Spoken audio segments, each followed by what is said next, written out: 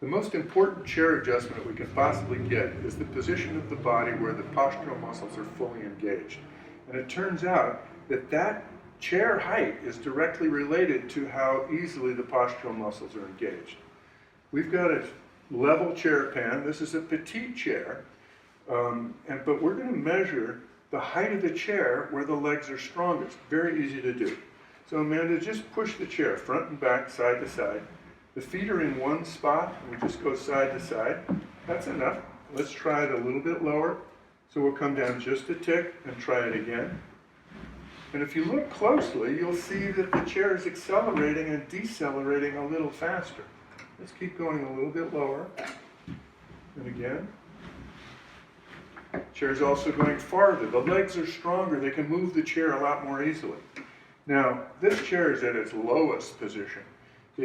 This was an injured client. I might even explore a secondary lower cylinder. But this might be as good as we're going to get. In this position, we can correct the posture, so going from slump to upright position. So you'll see where the pelvis is moving. That means we got movement in the lumbar spine. The next secondary measure. So we've measured the postural muscles. We know when the spine is in the right position. Most chairs are adjusted for recline. So sit back in the chair, and let's lean the chair back, maybe 20, 30 degrees. This is the classic reclined passive posture.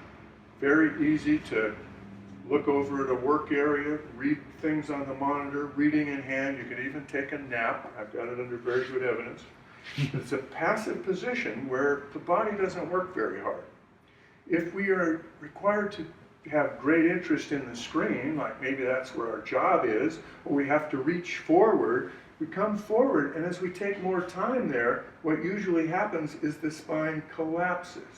So we end up collapsing back into the chair because that's the only support we've got, but the body's coming forward. And that's the slump. That's where we have the problem. This is as though the low back is touching the toes. So this low back doesn't go any further forward. How do we fix that? Most people fix that by perching on the front of the chair. So when we sit forward on the front of the chair, we can then get good postural correction. So go to full stature, add an inch to your stature, maybe hold your elbows together. And then we can see that when you correct your posture and let it go, that the pelvis is moving under the spine. That means there's movement in the lumbar spine. Great spine position, but no support from the chair.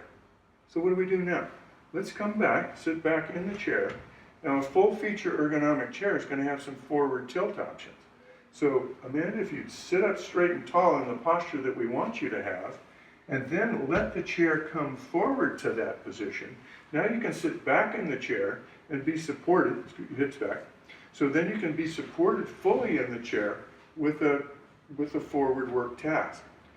Most people have the very same comment when they get in this forward posture. The chair is fixed, it's supporting them, and that is what? I think I'm falling out. Feels like you're falling out. Yeah.